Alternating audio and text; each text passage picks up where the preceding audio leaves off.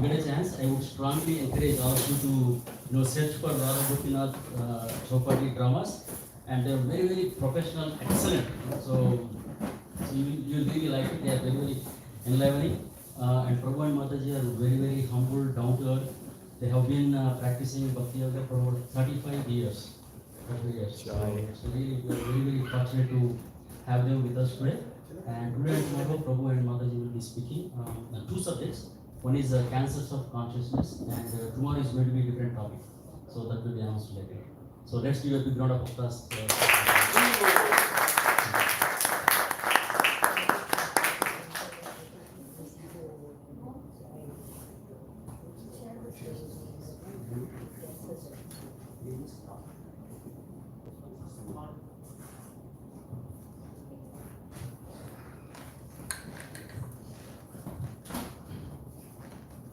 Hare Krishna.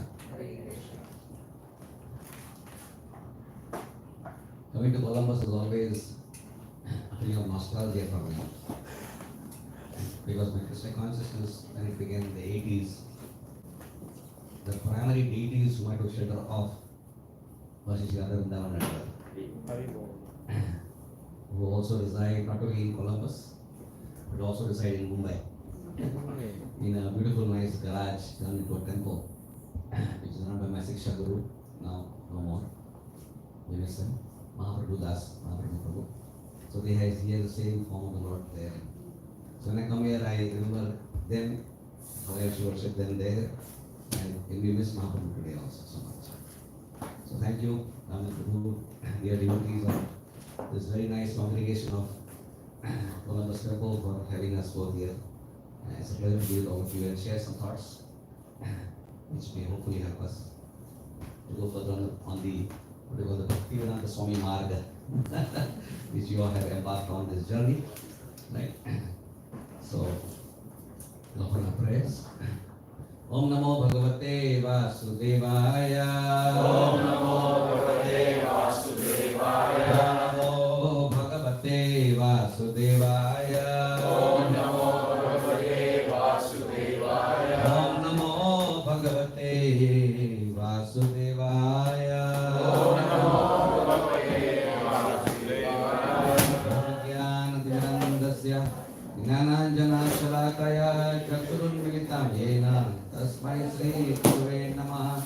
Shri Chaitanya Manobhishtam Sthapitam Yena Bhutale Swayam Rupa Gadamahyam Dadati Swapadantikam Vandeham Sri Guru Sri Yutatakalam Sri Gurun Vaishnavamscha Sri Rupam Sagrajatam Sahagana Yarunatharvitam Samsajivam Sarvaitam Sarvadhutam Karidana Sahitam Krishna Chaitanya Devam Sri Radha Krishna Padan Sahagana Lalita Sri Visakha Vanchakapatruvascha Kripa Sindhubhya Evacha Patitanam Pavanebhyo Vaishnavebhyo Namo Namaha.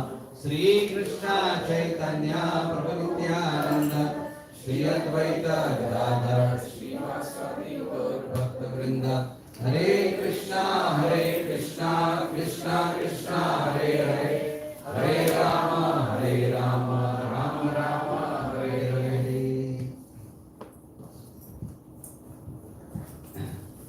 So topic today is cancer. It's a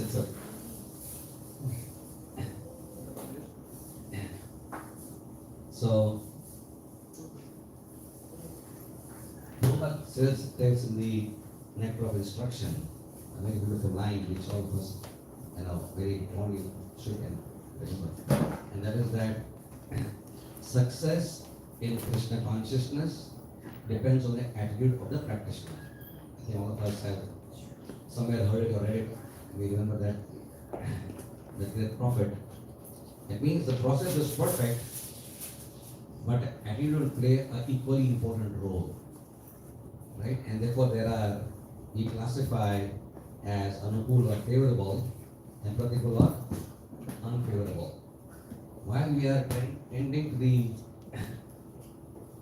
needs of our hearts, which we receive from the Prabhupada and his dear followers, and tending to the Bhakti beach and nourishing it with positivity and anukul factors of sadhana bhakti, we are also keenly aware that there are many toxic things which can go into the beach.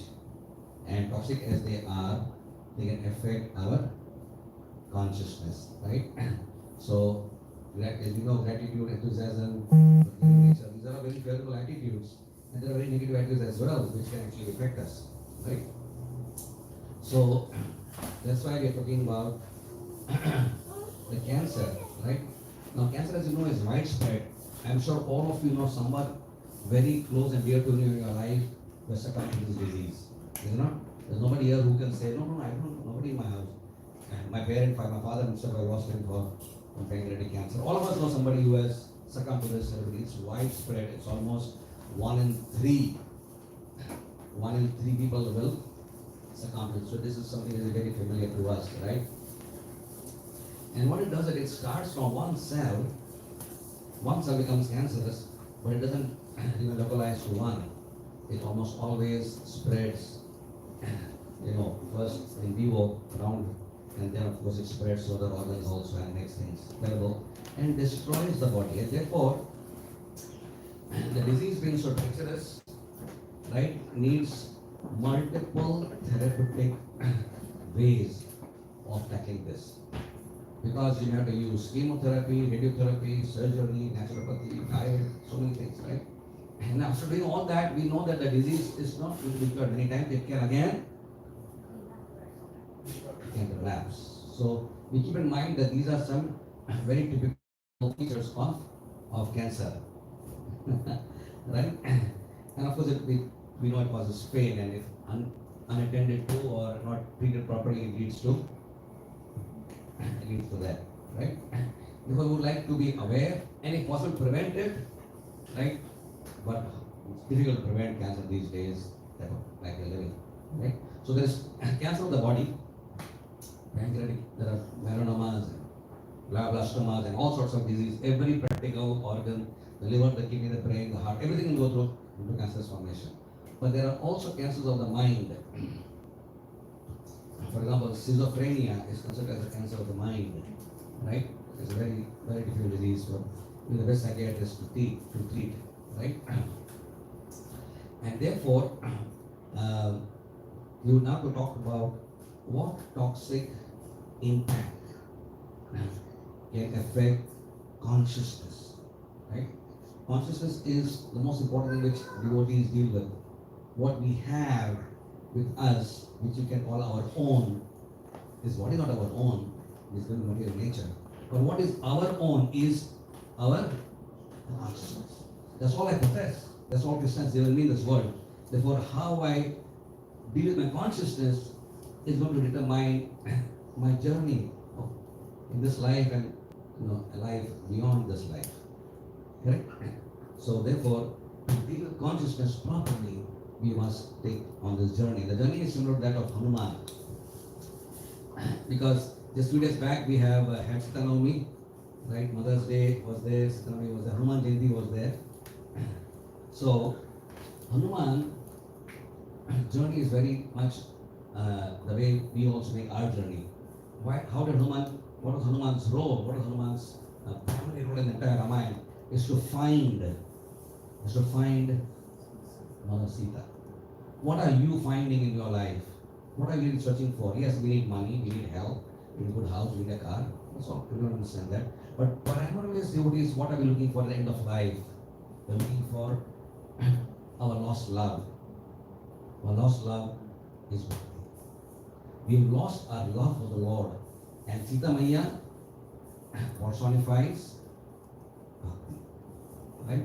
And Hanuman's journey will help us in many ways to understand how to embark on this journey and follow in the footsteps of this great servant of Lord Ramachandra. He mounted on this huge mountain called Mahendra, which is in Rameshwaram Dham, right? And making his strides with a colossal size, several feet tall, right? And then he had this leap. Here is Vayuputra, taking this lunge of 100 yojanas. As he's in the skyways and surging forward he undergoes some obstacles, right? Of course, he had to cross one sea, the huge sea, right? But that was in Treta Yuga, right? So we have to, in Kali Yuga, the number of seas have increased. So there are, you will see in a few minutes, there are 3 seas, right? So today's topic will be based on 3 seas. A sea for cancer, right? So you say you go to 3 seas, right? So as he's going forward with great speed, from nowhere comes from within the ocean a huge, beautiful mountain made of pure gold. What is the name of the mountain? Mainak. Mainak mountain, right? And it is full of flowers, trees, orchards, birds of all varieties, streams, waterfalls, and name it. There's like a beautiful resort. And Noah was asked to take some rest on that. So the first sea which we're talking about today is the sea of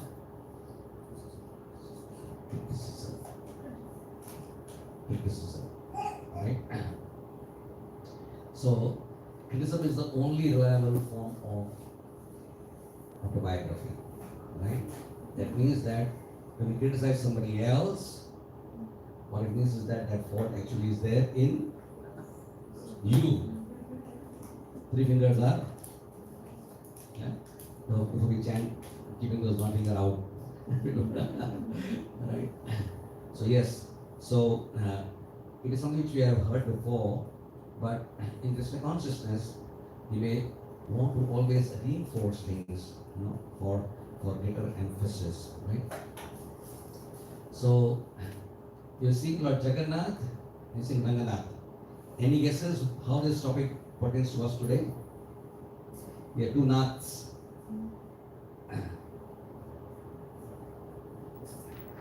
Huh?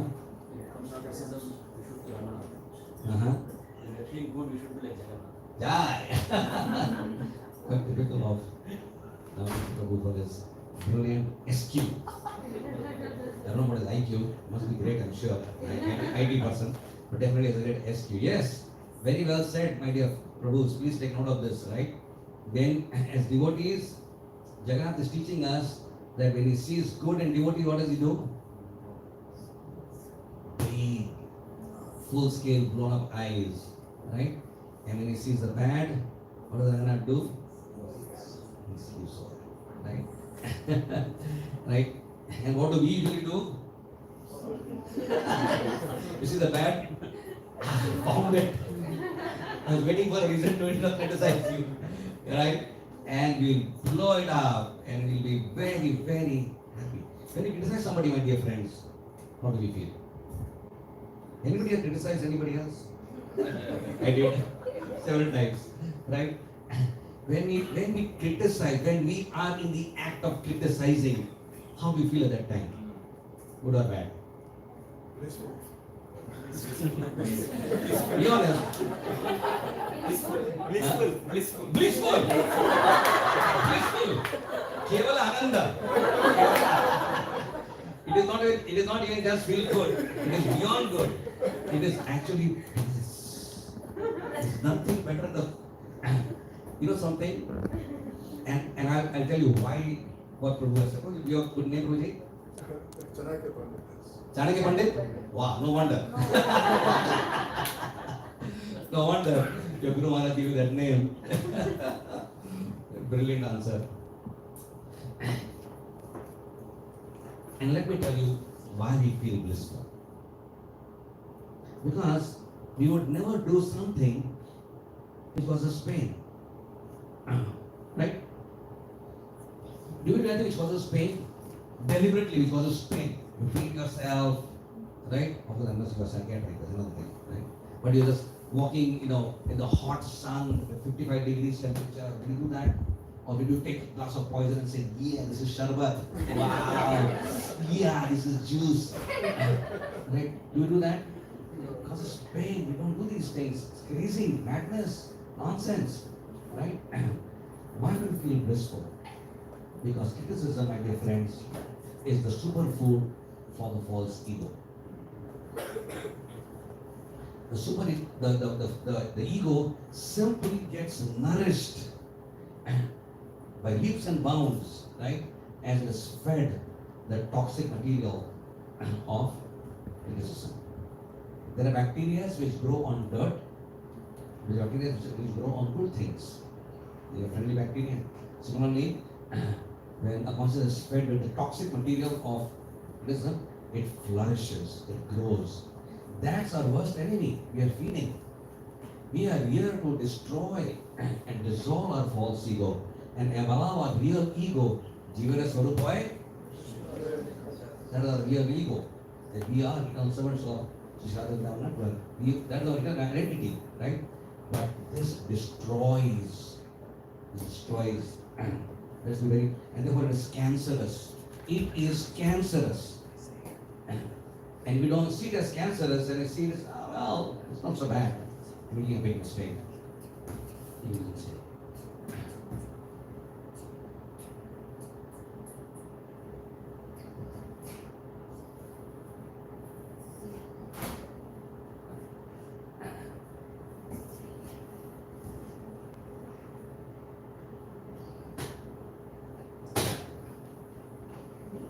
We have 1 hour to do. I think can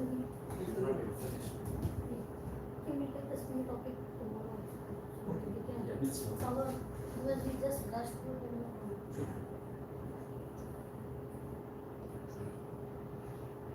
So dear friends, look at this simple analysis of 4 behavioral patterns. Okay, beginning on the top right, right? There's 4 types of people, 4 categories. So this slide is here for self-analysis, right? Devotees need to do some introspection, right?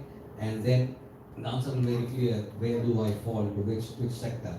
One is he sees good and the bad in everybody as we see around, but emphasizes the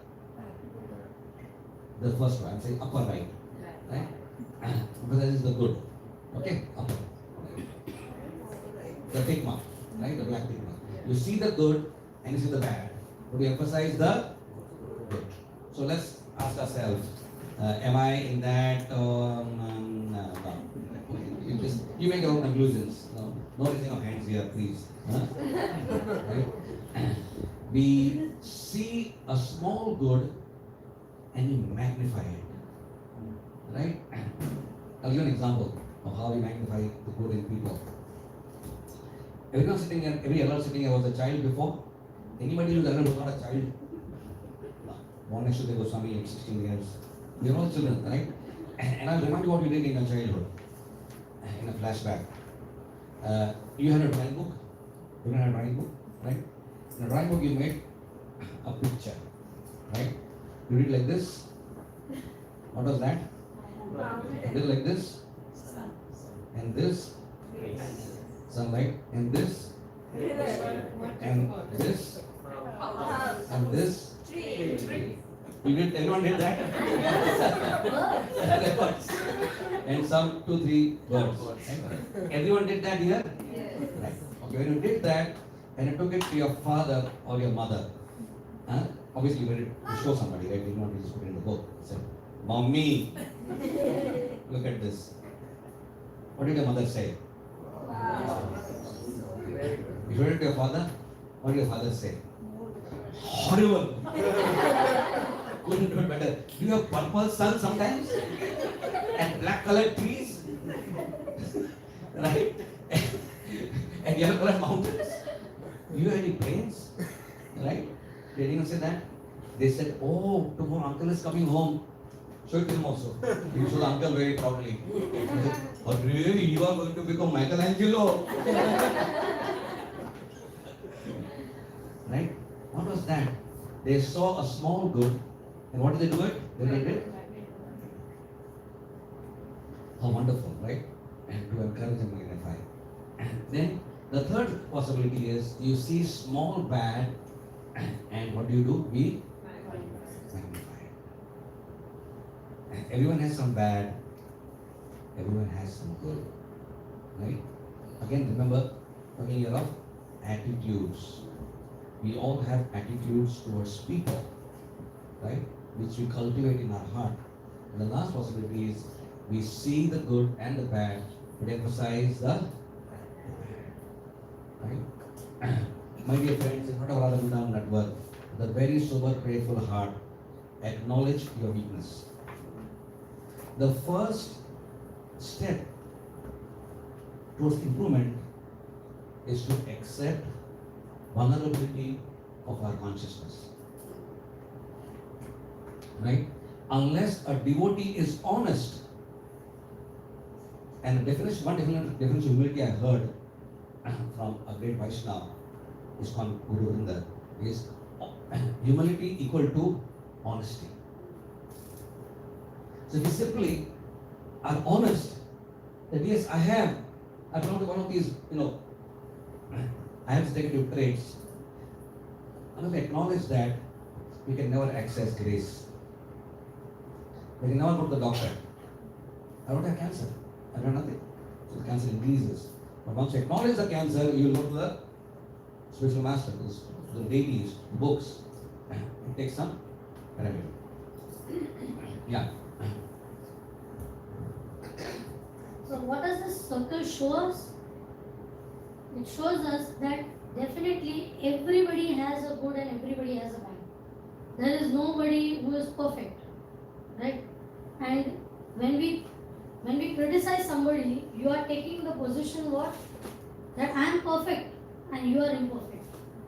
Just think about it, that how much this affects us in our family scenario as well as a community.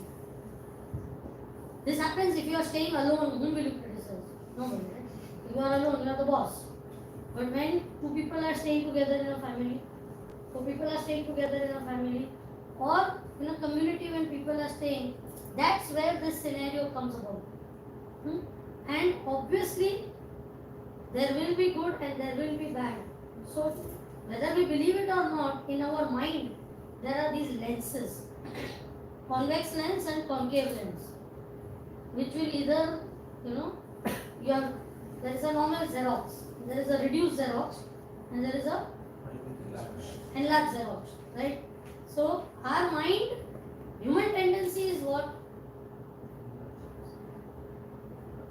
It magnifies bad so much easily because we are more prone to negativity than positivity.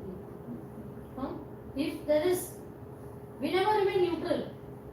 Half the times it's not possible to remain neutral. So if I am not positive, then automatically I become negative only. And we do it with different motivations. Like for example, if you see,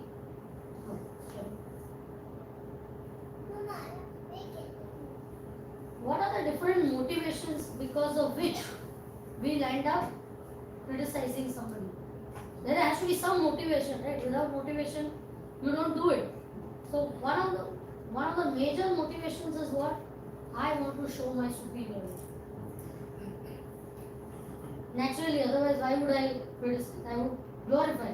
If I want to show that somebody else is more better than me, for example, when husband and wife have an issue between them, have you seen people go to marriage counselors and they will go to marriage counselor and say, sir, we need help. I am horrible, I need to change. Can you guide me how I can change? I am the cause of the problem. So, what I need to do? Does anybody go to the marriage counselor and do that? They will go and say that we are trying our best, I am trying my best. But nobody is doing it properly.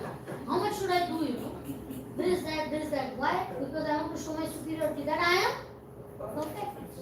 I am perfect. Problem is him. And he will try to say that, come on, what all I am doing, sir, you don't know. What you don't stay in our house, so you don't know, So it's a game of what? Showing superiority. Otherwise, how would we be able to convince the opposite person that I am? So one of the major motivations behind being critical is what? I want to show my superiority. Whether even if it is between devotees. Everybody wants to be in front of the spiritual master. In front of senior.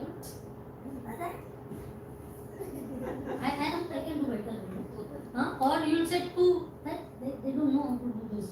We try to, so we want to show our superiority somehow or the other. And that's why we will land up criticizing somebody else or belittling somebody else. Second motivation would be what? You want to get back at somebody. Somebody did something to you, which at that moment it doesn't affect you. Or you show apparently it doesn't affect us, but you want to get back to that person, somehow or the other. So publicly, behind the back, you will end up what? Criticizing. That is my motivation to do. Many times in in-laws issue, when there is in-laws issue, these things are seen commonly. Somewhere the fight, the son is a sandwich. In between. The mother-in-law wants to show that I am more superior, I love you more. My love is more superior. So she will talk bad about the wife. She doesn't know. Not cooking, look how I can do. And look at the standard of cleanliness. I want to pack things. I want to be in the front and try to be the good one in front. And the wife wants to do that same thing with the mother. That she's old and I do modern cooking and I can do better and all. So again she wants to, it's a competition of again showing superiority. So you become critical. So whether it is family life or whether it is amongst devotees, we want to do what? This third thing, assert yourself that I am better. I am better. And sometimes you don't even do it consciously, it just happens subconsciously. Because of these things, we want to show superiority, we want to assert ourselves, and then we want to get back at somebody. The mother-in-law might say, I'll show you. But I'll not leave control of my son. He'll never be able to appreciate you better. I'll create situations in such a way in the house that it will not happen like that. Right? Everybody is smiling so much. Looks like universal problem here also. I thought only India was very highly magnified. And then we want to get back. Or even to some devotees. Somebody has done something to you. Somebody has, something has happened. So we want to get back and we will try to criticize. Openly, privately, belittling someone. So that becomes like a very big motivation. And what is the fourth one? Hide your own shortcoming. I am not good at something. But if I criticize somebody, then what happens? The focus goes on the shortcoming of that person. By that, my shortcoming is covered up. Nobody will at all know, that this is, I don't know this, but I'll end up telling the opposite person's faults, right? So these motivations, you don't do anything without a motivation. Whether you have conscious motivation or unconscious motivation.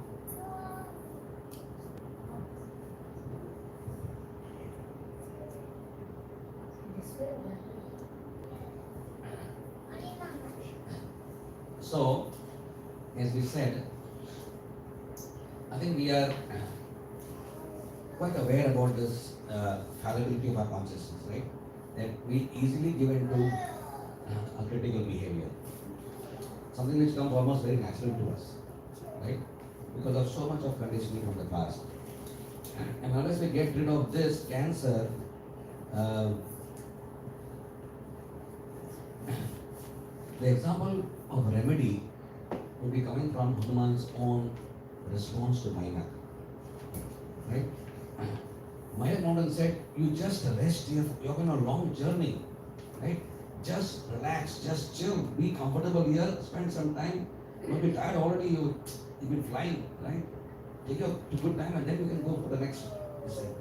How did Hanuman respond to this tempting, comfortable situation which a false ego gets into? Hanuman completely resisted the temptation. He did not even for a microsecond want to land on that and do anything had to do with the mountain. Because he was fixed in his resolve to find the Sita. So that tendency, we always will be having minus in front of us which make us feel very comfortable in criticizing others. You won't do it if it didn't make you feel good. Yeah. But that feeling of good is like an itch. When we eat something, when we eat, you feel bad or feel good?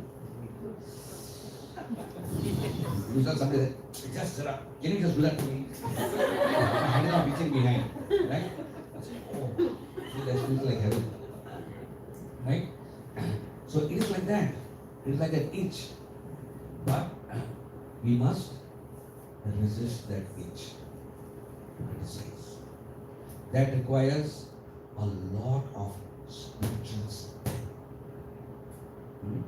Only a very strong sadhaka who's rooted in proper sadachar. Sadhana bhakti, the power gained through sadhana bhakti is tested in times of proper sadachar. If sadhana bhakti does not translate into proper sadachar, the sadhana is still weak and wanting. Right? And if a person has automatically a nice sadachar, we can sort of even make a backdated conclusion. He must be having good sadhana. Look at how his Vaishnava qualities in his alankar. He's alankrit. Alankrit means decorated with Vaishnava behavior. All of it coming from his good. Right? So therefore, when we feel like criticism destroys our inherent respect for people, devotees and family members. Right? And our primary philosophy is Amanina. The holy name refuses to act. Holy name is a person. Holy name is not just an impersonal sound. The holy name refuses to act on the heart of that person who loses respect for fellow Vaishnavas. It refuses to act. Right? Like you have antibiotics. Anybody who knows something of medical science knows there are so many infections these days in the world where antibiotics don't work. The best of antibiotics where you have meropenem and this penem and that, glycosides, this and that, right? You have so many antibiotics, but the bugs are so, they don't, you give the mega doses, but the bugs just don't die. So the holy name is like the medicine, but it refuses to act. It only acts on the heart of that person who has Amanina, Manadena attitude. And therefore, to offer respect means to re-inspect. And since criticism destroys respect for fellow people, fellow devotees, loved ones, it's very, very toxic. Right? And a very good way of counteracting this, again, as you said, if you cannot remove darkness, in this room is dark, can you remove dark? Can you remove darkness? Oh, it's very dark. Can somebody come and remove the darkness, please? What I have to do? Similarly, that factor of appreciation is like that. Try as you may to stop criticism, it will be hard, but it must be done. But the easier way is to start. The example of small child, please don't forget that example. When you see some good in fellow devotees, don't flatter. There's nothing. You just keep on, yeah. Not like that. A devotee has substance. He's not a flatterer. Flattering means I want something from you, so I am doing that thing. When devotees appreciate, do you want something from that? So Krishna's pleasure, devotee's pleasure, right? So to appreciate devotees is a good antidote to the toxic effect created by criticism, that attitude, right? And so let us try to do that. And it starts from where? Charity begins from, right? Just ask yourself this question, okay? And answer it with honesty in your own heart. When did you last appreciate your spouse? Vocal. Yeah, vocal. Yeah. Of course, I think you know that, right? That I appreciate you so much, right? Not like that. But when did you vocalize your appreciation for something good that person is or the person did? It's a very important question to ask. Right? When do we do that? Are they worthy of appreciation or not? Or everything they do is like, horrible. The beauty. So the house environment can be made very, very spiritual. Not only by presence of elder people and other people. It's wonderful to do that. We should do that all the time. Prabhupada singing or bhajans makes it very spiritual. However, along with that, if we can also do this, keep the house atmosphere one of positivity, and positivity is created by appreciation. Right? It is such a wonderful quality. You read any letter of Srila Prabhupada, and I challenge you this. If you read any letter of Prabhupada of the dozens and hundreds of letters he written, I don't know how many letters, if somebody knows, you can tell. Thousands of letters Prabhupada wrote. He was a constant writer, right? You always find Prabhupada in every letter. What is he doing? Encouraging, and he may tell you should do this, do that, start a center here, send the books here, make them GBC here, blah blah blah. The needful type of instruction there, but you will never find a letter which does not appreciate what that devotee is doing. And I like you that you are doing in Australia nice preaching, or you started a center here. I heard the book show very good. Always appreciate. That's how the things get done in ISKCON. Appreciate it, right? So we want things to be done in the house nicely. Appreciate. It's a beautiful, beautiful thing. One time when Prabhupada had not come to a particular center, and one lady used to visit the temple every day. You heard this example. And she loved to do hairstyle. She would do, like a huge hairstyle and a lot of makeup on her face. Devotees would look at her every time like, what is this? We are teaching you on the body, and you are completely on the bodily platform. So much of time is spent on money, is spent on hairstyle and nail paint and all these things, and you are trying to this thing. So they would always criticize her when she would come, that you should not be like this. You are not the body, and you are completely in Maya and this and that. So she decided that I am never going to come to this temple. But then she heard that tomorrow Prabhupada is coming. So she said, just that Guru I have heard so much about, one day I will just come, and after that I will never come to the temple. And she came, and Prabhupada was there, and everybody was Jai Prabhupada, Hari Bol, Hari Bol. And she was standing there, and she said, that's it, I had darshan of a sadhu, now I am not going to come from tomorrow. When she was about to go, Prabhupada looked at her and said, oh, you look very beautiful. That's it. Next day, so she came in sari. Head covered, sari and all. Now, all the preaching effort that she was trying to put, what happened? The devotees were trying to put in her. They were trying to tell her, not because they hated her or something, but they wanted her to change. But did the desired effect come?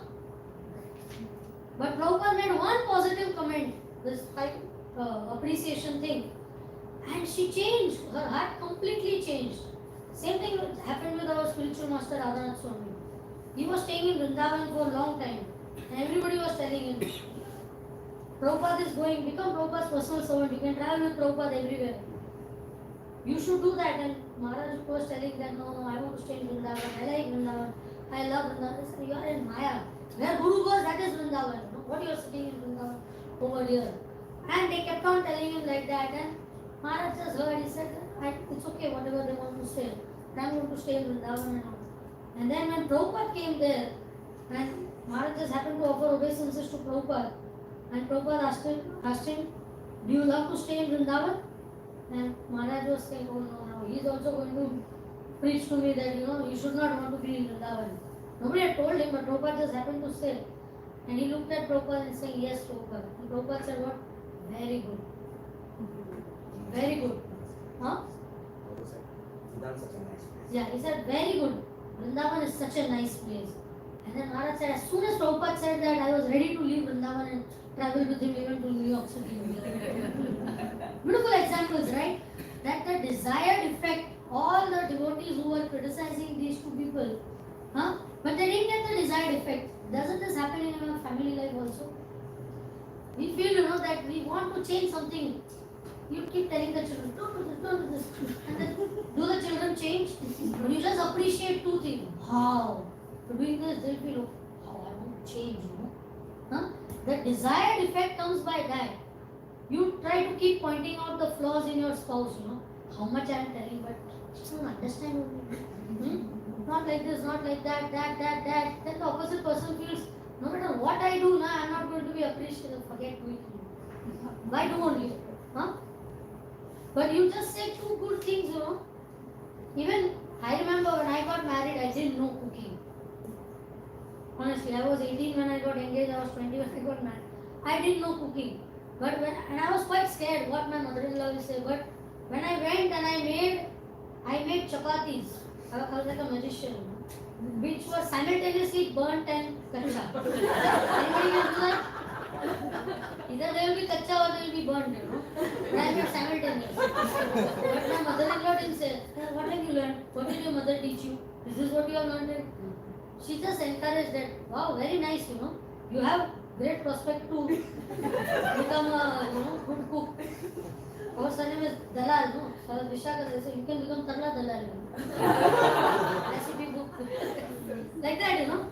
So she appreciated and I felt so good. And then small things she would teach and she would appreciate. Oh, and she would tell everyone, oh, my Visakha, she cooks very nice. And I would feel, oh God, I don't know cooking. So let me try harder. So you felt like doing more. So that's what it is, you know. Why she did? Because she was realistic. And she's newly married.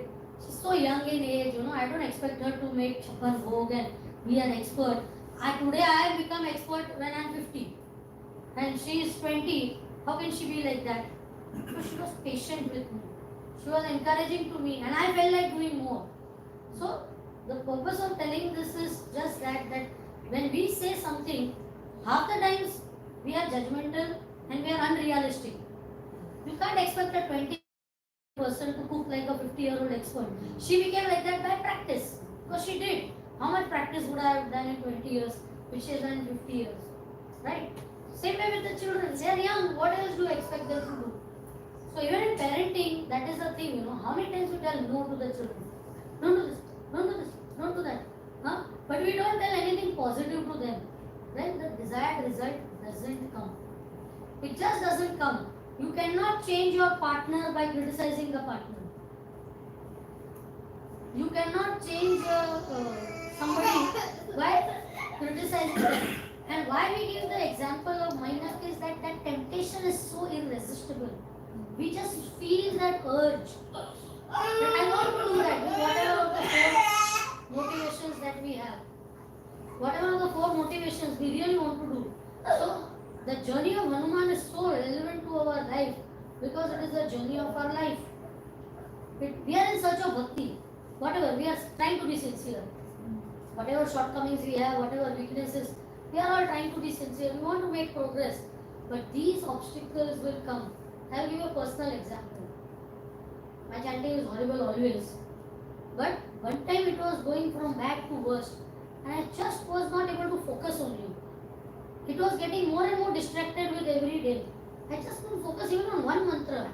I'm chanting and I said, what is this? You feel dissatisfaction, no? Somewhere you feel dissatisfaction. So why I'm not able to, I go to temple and I'm chanting in the temple. Temple is very close to our house. I'm chanting in the temple and I'm doing 16 rounds and I'm not carrying mobile with me for distraction. And I'm chanting early morning after Mangalarti and everything I'm doing. Why am I not able to chant properly? So I started introspecting and I came to that of late I had been commenting on a particular devotee a lot. And I was talking about it to others also. She's like this and she's like that and he's like this and I was doing that and I said, okay, maybe this is the reason. That Krishna is taking away my taste only. Your punishment to me, na? You want to criticize my devotee, whatever they are, and how we justify, like how Daksha Maharaj did that to I don't mean anything bad, but this is reality. That's how we say, no? When you criticize anybody, you will say that I really don't mean, I love, respect, but. So we showed in that slide, right? You saw that? And when you say but, what happens? Delete button. 10 good things you said, he's like this, he's like this, he's like this. We are hearing, but then our ears become all the more focused. What's that but? So after what is spoken after the but, then all those 9 points delete. Your mind goes, oh, but he is like this. That's the thing. Right? So unfortunately, by criticizing, we are pressing the delete button in our thing. So then I realized and I did a self-analysis that I have to resist this temptation of being able to do. And okay, just by not doing, I had already caused the damage of that person's image in the eyes of people. No? So I said, let me appreciate. It was like poison. It was like poison, very difficult to do that. But I said, if I want to have some sadhana proper, let me try to do that. And I did that, and believe me, not that my chanting became excellent or anything, but it did help. It did help. So when we are little, as sadhakas, if we are little more alert in our life that why this is happening, whether even in sadhana or in family life, you find that there is some unhappiness happening. There is some dissatisfaction happening in a community, in a family level. Then we analyze that why this is happening. Because maybe this criticism element is increasing. So what we'll end up doing? We have to re-inspect and we have to pray to Krishna that I hope I am wrong in my judgment. I know he will do this only. But then if we are sincere, we hope that I am saying this, but I hope I am proved wrong. Right? I hope I am proved wrong. And if Krishna really loves us and we are sincere, we will be proved wrong and then we will realize, oh, twice I criticized the person, thrice I criticized and I was proved wrong. So better I keep my mouth shut. So this journey which Hanuman did to get bhakti, we also want to get bhakti, but we'll get stuck up on that mountain only. We will not be able to progress further if we will give in to this big sea. And it was there, but because Hanuman resisted it, he just touched and he went ahead, and that's how he could progress in his journey. Right? So this is one sea we covered today. Tomorrow we will cover the other 2 seas. But if there are any questions on this one sea or comments? 5:1. Yeah. 5:1 means if I want to, criticism is, the formula is that if I want to correct somebody, I feel correction is by criticism. But first you say 5 good things about the person. And then you do that. If I can't find 5 good things, this is psychologists the formula by them. It is like investment, right?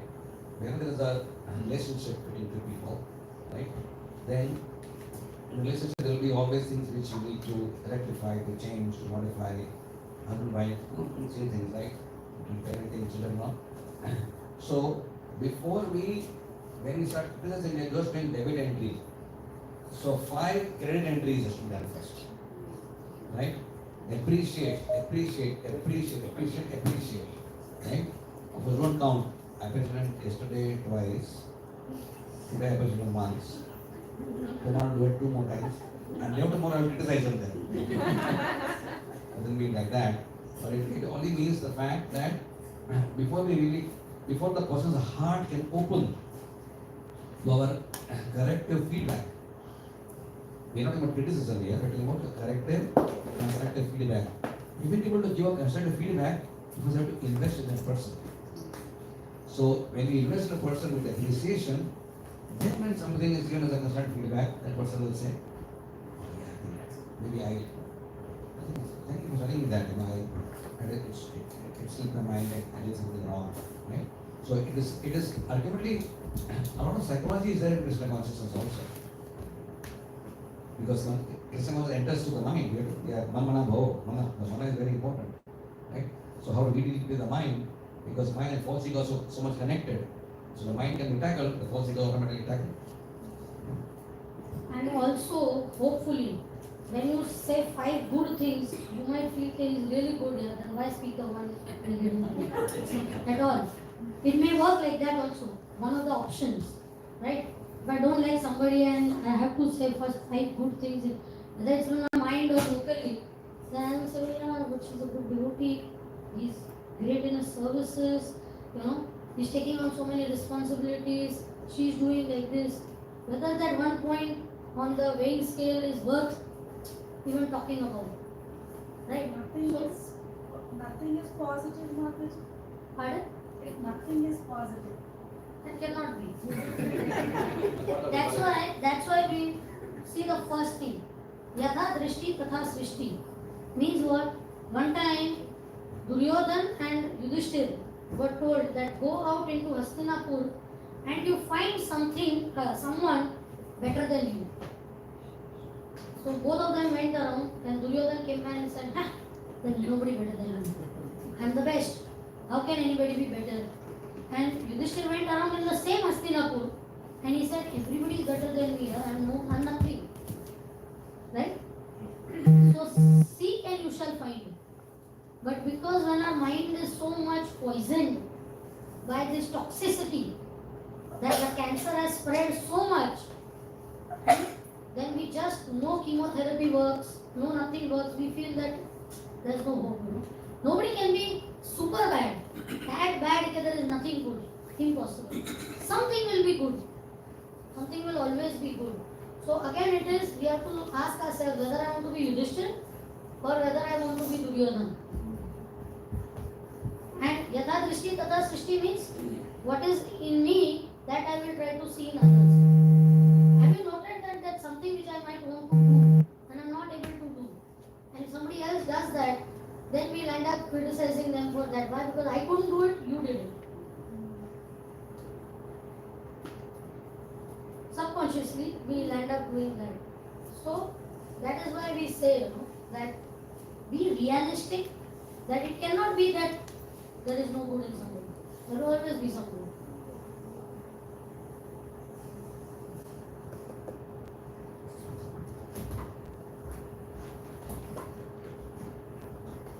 I was remembering that quote from Visakha. He said, when false others misguide you, delude you, then you introspect and look in yourself. That you also have faults, so that will sober you up and will not criticize others because you also have faults in yourself. So now, having said that, we say a stitch in time saves 9. If something is wrong and you don't correct it or you don't address it, it can, like in the temple, something wrong is being done, and you're in a position of management, and if you don't say anything about it, and then it can assume bigger proportions. At the end, like we had the Turley case, ISKCON, the child abuse case. It started off small. If it was taken care of in the beginning, maybe those people were corrected or removed or whatever, then it would not have gone to such a big proportion, and then it would not have affected the movement. Like so many things happened in Vrindavan. Vrindavan was excommunicated, and here also we got affected because this is like the sister temple of the Vrindavan. So many people say, oh, we used to come to your programs, but then things happened and it was shown on the TV and all this. So sometimes things have to be corrected because if it's not corrected and if it goes on like without, then just a thought that I have that I was sharing. Another thing I was thinking about that if I see some fault in others, it doesn't necessarily mean that I have the fault. Sometimes because somebody is eating meat and I see, oh, this is not right, he's eating meat. It doesn't necessarily mean that I have a desire to eat meat, but I can see that, oh, he's eating meat, this is not correct, right? That's, not always. Sometimes we see our faults. So there is also, as I was contemplating on what you were saying, that there is also a tendency to be realistic. To see like one person may be doing one thing good, or three things good, he may be coming to temple, but he does not behave well with maybe opposite gender in the temple. He's chanting Hare Krishna, but he's not behaving properly. So then we have to look at that quality also, and because that can affect the temple and things like that. So somebody has to correct that. So although he has 3 good qualities, he's chanting Hare Krishna, he may be washing the pots, but he may not be like doing something that is right, which is affecting the movement. So we have to look at that quality also. And sometimes you think, you see the thing, but you don't tell the person, because we also have faults, and so we can see the faults, but we don't explicitly state the fault to that person, because it's not. And the other part I was thinking is that when we are full in ourselves with spiritual happiness, then it doesn't matter. We don't want to get happiness from outside, so we don't want to boost our false ego, because we are satisfied in our relationship with Krishna and chanting the holy name. Then I am not moving. So a natural symptom of spiritual advancement is that you don't want to criticize others, because you are already feeling satisfied within yourself from the chanting of the holy name. So these are some thoughts I was just thinking of that.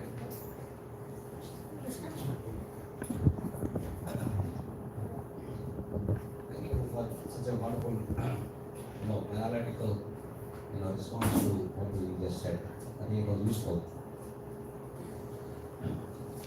I think we all understand the difference between constructive criticism and destructive criticism. I think we fairly understand that as a manager or as a parent, it's not only something like playing around with a knife or something, you have to sometimes do something which is maybe very hurtful to them. And so we are not talking about that at all. I think we want to be very, very clear that if something literally is happening wrong in front of you and you are responsible, say, you are here, na? You are a manager, right? What are you doing? This guy is doing some nonsense here in the temple, right? And you are just saying, no fault finding, Prabhu, no fault finding. So you remember that example Maharaj gave in Bhagavatam class? What? Doctors were sitting in the class, so he said that we have one of our doctors is Adikeshwar Prabhu, and so he has a skin disease. He has a boil on the finger. So if somebody comes to Adikeshwar Prabhu and he's a dermatologist and he says, Doctor, I have this. So will Adikeshwar Prabhu said, no, that's nothing. I don't see the boil. It's okay you have a boil. I can't remove the boil, I have to only see the good. That doesn't work. The eyes are good, your liver is good, your kidney is good. So the skin is bad, so it doesn't matter. You don't do that, right? As a doctor, that is your responsibility that you have to do. Somebody's bone is broken, come in an accident, you say, no, it's all fine, It will heal on its own. No, you have to operate. What you have to do, you have to operate. Right? So as I was saying, constructive criticism is feedback, which you give. So then it comes down to motivation. Yeah. So again, consciousness is not white and black. We should always remember this. Always remember this in our life, right? It's never white or black. And what we are doing is being inspected very closely for the Lord in the heart.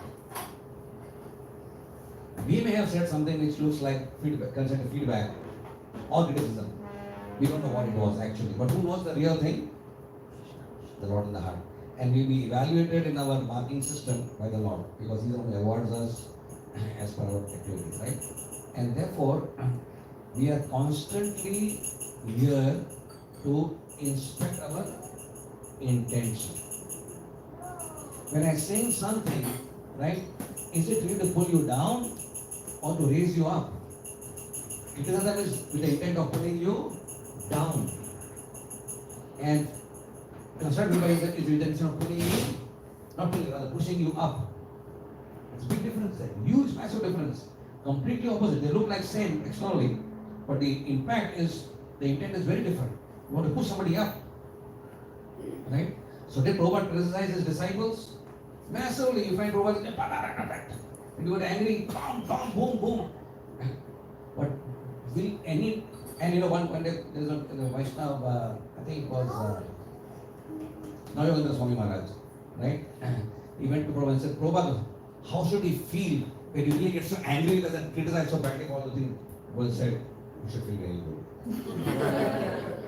You know what is Prabhupada's anger, right? I mean, we don't know what Prabhupada's anger. Actually, we have heard that. Prabhupada would be like Narsinga there when you get angry. You would blast the devotees like anything. But the very next second, after 15 seconds, he's like, Prasadam, or something like, Nothing happened, right? He had complete control over his anger, right? But would any devotee ever feel Prabhupada hates me, dislikes me, is envious of me? They all have said, Prabhupada loves it. So even through that slap that the mother can give on the face, the child feels, I deserve this. This is good for me. You know, but slap somebody very badly through his words, that doesn't feel very good. Right? So that is Prabhupada's power. And there's something we can follow in his footsteps. That we can say something, but the heart should be so clean, right? That it is only done with that motive to help, to serve, right? And so we don't have the adhikar to do that. Suppose there is something going wrong, right? And you don't know, it is not within your purview. You went to somebody else, right? He said, can you do it, right? You cannot take the onus in your hands and do it, right? Yes, we're talking about either pulling somebody down or pushing somebody up. One of the other centers where we gave this seminar, this one devotee said, that I saw two devotees were having, this one was very critical towards that one was like that. So I thought I'll go and help the person. So I tried to explain to this one and both of them patched up and now they're criticizing me.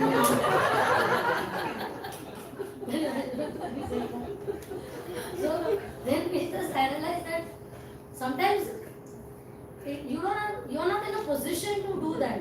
Then we better keep away. When you're in a managerial position, you have the adhikar to do it.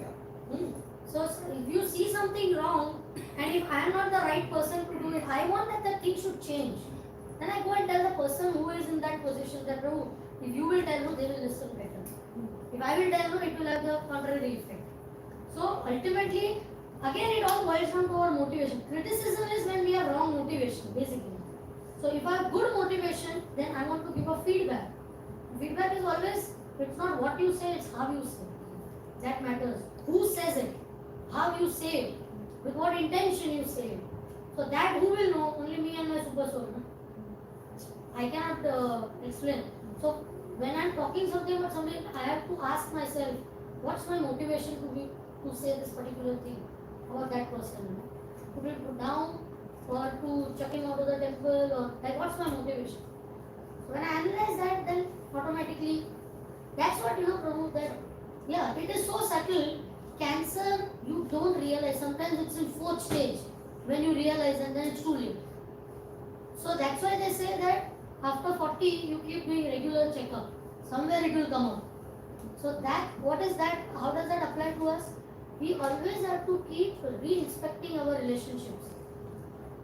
In family life we keep re-inspecting. In community life we keep re-inspecting. For ourselves we keep re-inspecting. As I said, when my chanting went back, I found that I like to quote that because it really helped me. If I wouldn't have analyzed, japa goes on, criticism goes on, both the things simultaneously.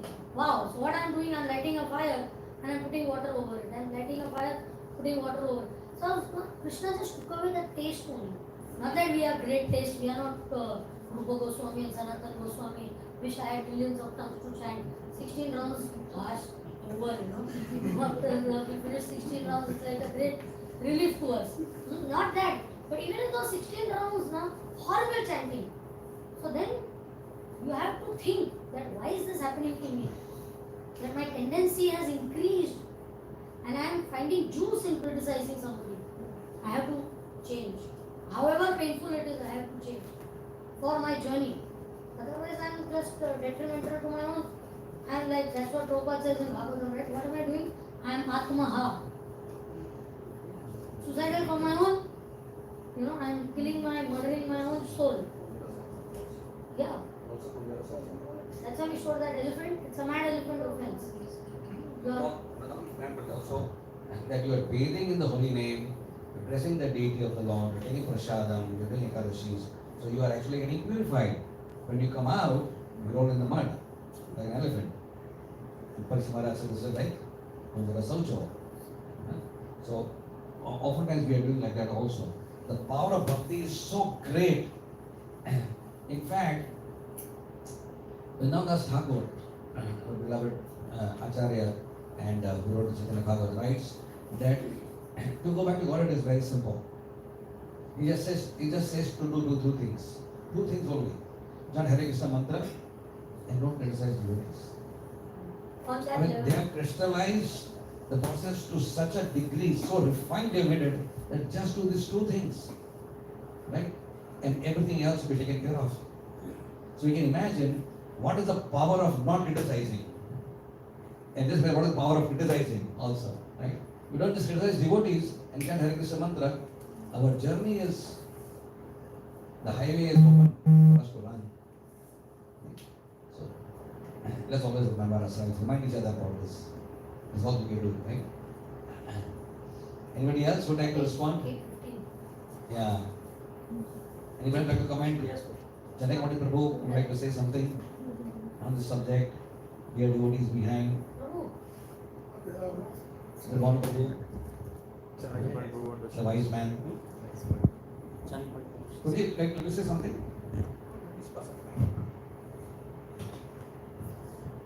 It's a discussion, so we let us all run thank you for the nice point. Yeah, the topic actually is very vital to the devotees, especially to the devotees. It's quite vital to understand the difference between criticism and also constructive criticism, because especially for devotees, they need to be criticized or found fault by their spiritual master or by the authorities of the temple who are supervising. But in most cases, if the spiritual master is not quite close or available, and then also there are no direct authority supervising the person's devotional life,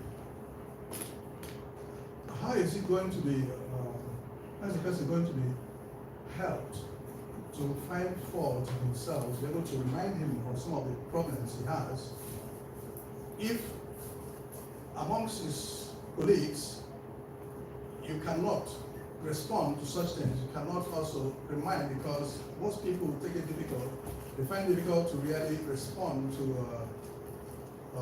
what's called trying to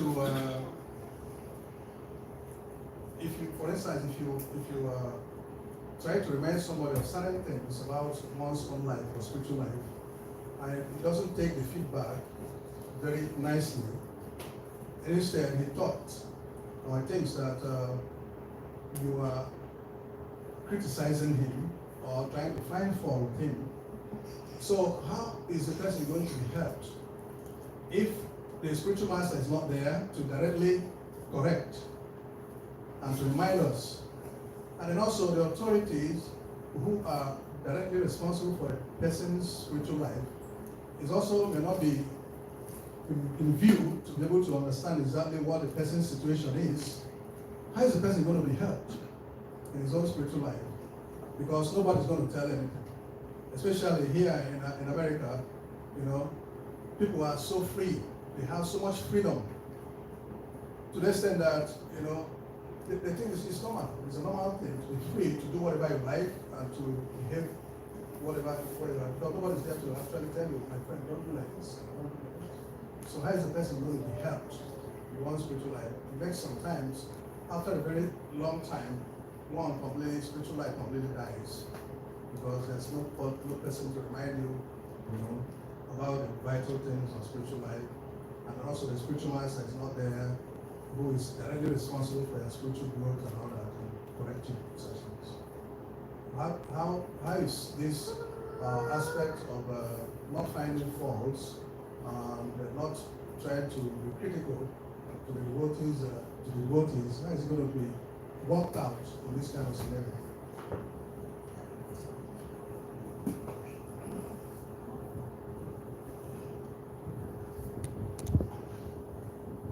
In today's scenario, most of the spiritual masters are not available to the disciples. It's a common thing. Initially, in initial days, it was that, you know, Prabhupada was staying in the temple, you were staying in the temple. Even from Prabhupada's time, everything started growing so large and so big. That's why there is the importance of communities. When we are in a community, we focus on how we can have positive relationships.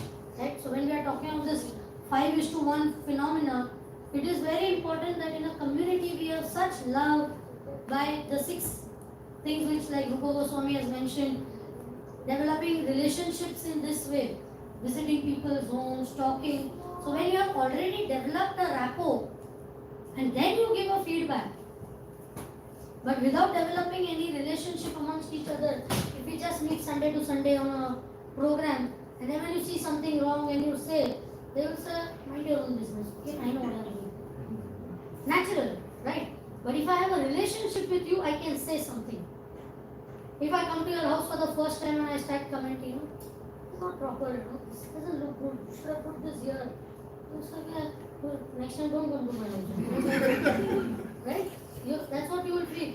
But if I feel, that, oh wow, you have done like this, you have done. So I opened up your heart to me, or somebody comes to the temple and the person is really appreciated. Wow, like that lady with the hairstyle, wow, you look beautiful. That's some positive comment. Again, it was not just like this. But when you do that, then automatically the person's heart opens up. That okay, what does it open up to? That you are my well-wisher. You are my enemy to tell me something. So first, as he said, we have to invest. That is the advantage of community.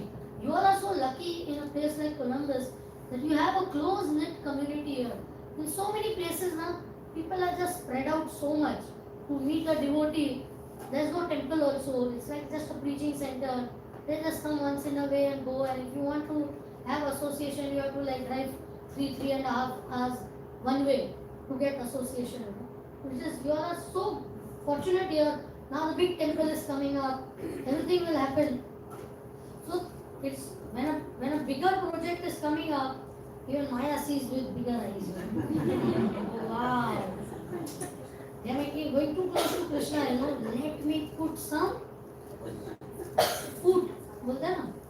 Food, what do you call food in English? Some dissension, obstacle, and the form. So then we start, money will come, not a problem, Temple will be built, not a problem. But if we will not remain united or, have a positive outlook of doing service, criticizing each other less, seeing less negative in each other, temple will not, it's not a structure, it's not about a structure. Like as we say, marriage, there's a difference between wedding and marriage. What is the difference? What is the difference? Wedding is an event, marriage is a lifetime commitment. So when it's a journey, like Hanuman made the journey, it's a journey. Wedding is an event, on that day it's over, right? So your temple opening is an event. 25th you will have the event. When the whole temple is built, you will have an event. But the whole journey is going to be there. There will be tests. There will be the main thing Maya can obstruct is by backbiting, behind the back, front of the back. Yeah, having lobbies. That this and that and all. So that's why all the more we can't allow this cancer to come. And how do you avoid cancer coming? By increasing our immunity. We will talk more about it tomorrow when we cover the 3 C's. Still we are only 1/3 into the C. 2 more C's to cross over there.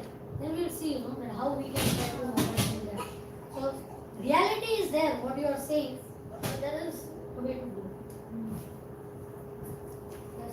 We have a question from YouTube. Is that okay? So the question is from Rajabhakti Mataji. She's saying, Hare Krishna, so happy to see you both. Sometimes we see something is very impractical, but we tend to say something. Does that also consider as criticism? So sometimes we see things which are not very practical. We tend to say something on it also. Is that also criticism? So if somebody is trying to do some project or something, see that it's impractical. So directly telling that it's impractical is criticism. Is it called criticism? Does it come under the criticism? Answer is no. But again, we have to also remember how we are saying now. They don't understand. It is so impractical. They lost their brains. I can say that also. Right? So, is not what, but how. In Krishna consciousness, more than what, the how is more important always. Right? It's about so we should remember how, what is the intent behind it. So yes, at the face of what you are saying, it appears that it is not looking like a critical thing, right? Because it is not loaded with a lot of negative emotion. But if it comes out in a toxic way, right? How you present that emotion, how you present that is going to be what is important. We can say the same thing in a different way. Maybe we should reconsider. Let's think about it. And do you really think it's going to be practical? What are the odds? Again, let's do a SWOT analysis and see, whether this is really practical or not. So that's a way of getting people to really think and have some conclusion, rather than taking the a decisive stand in your own hand and saying this is impractical, and you shoot it down, right?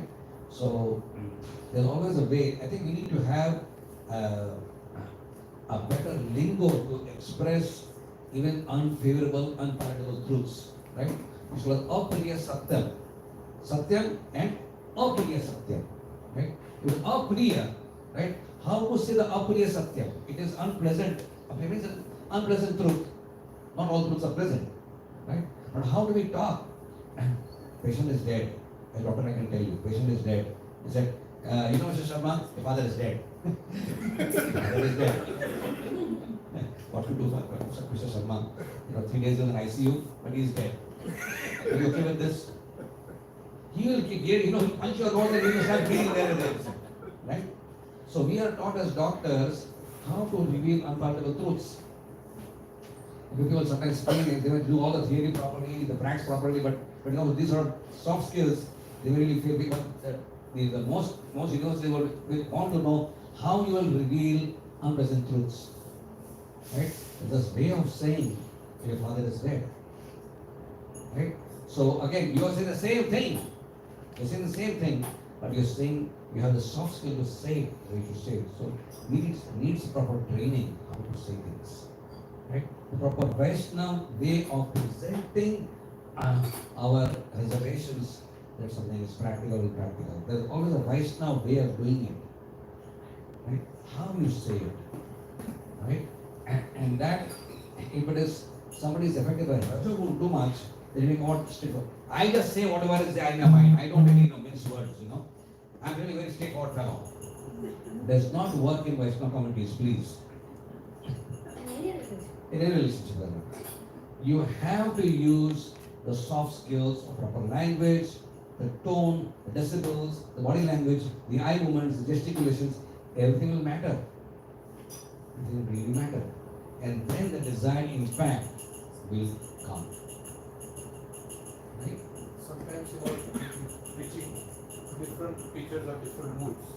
Like I was hearing Gordon Swami Maharaj.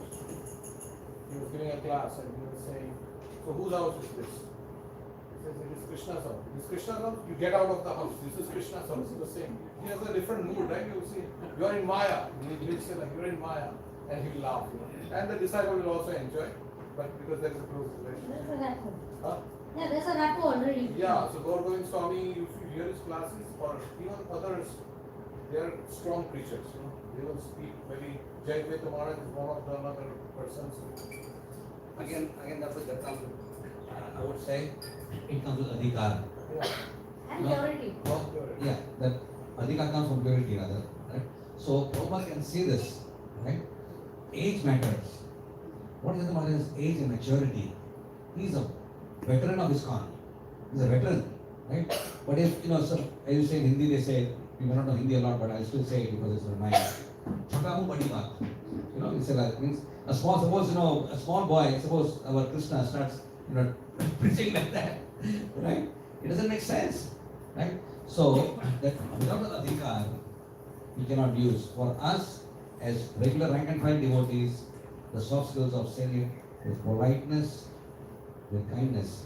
As it is said, it is better to be kind than to be right. It's very important that why should we understand this? It's more important to be kind than to be right. The false ego says, better we say the right thing, but in the process we lose kindness. That creates dissension, negativity, toxic environment, everything is created. Crying. If you are not this, then what happens? You win the battle, but you lose the war. You proved your point right, you got what you wanted to achieve, but you lost the relationship only. You proved it, you know. Sometimes it happens between parents and father and child. The father wants to try to convey something, you know, that it's like this, it is, but he broke his relation with the child only. He hurt the child so much for posterity, there is a crack in the relationship. So what did he achieve? Nothing, no? You showed his superiority, I understand better than, okay, you don't understand, you are a kid. But not like that, right? You understand. So that's why there is a concept in psychology known as detached feedback. You give a feedback, out of concern only you are giving feedback, but then remain detached from it. Because if you get too attached to your feedback, you know, you will push it, criticize everybody, you don't understand, and no brains, you know, it should be like this only. Because why I am so attached to my feedback, and it should be like this only. And what happens due to that? Not only you become unpopular, you hurt so many other people, you may convince people about your viewpoint, but you lost the relationship only. You lost the unity of the community. So sometimes you have to sacrifice your views for the higher purpose. There is always secondary principles and primary principles. Primary principles are not compromisable. What is a primary principle? Have loving, united relationship. Secondary principle is what? These things. I am right and you are wrong, and you know. It might be actually detrimental, but it's okay. I gave my point of view and then I remain. It's not my alone responsibility. There's a community. There's not, I'm talking about one particular aspect. The community is, I brought it out. Good. And others have also considered. But if I still stick to it, that means, you know, I am showing my smartness that you guys, nobody understands. Only I understand. For so many people sitting, only I understand. So, again, it all boils down to motivation. What is my motivation? To show my superiority, to assert myself, or to get back at somebody. Sometimes in management it happens. So, I want to get back. So, I'll behave in that way. Don't lose the war by winning a small battle. Not worth it.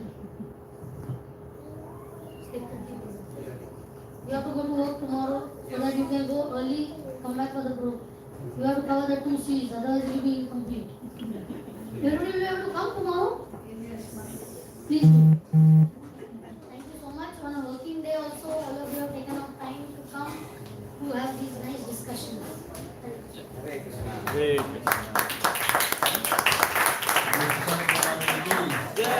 Dwarikadhish Prabhu ki.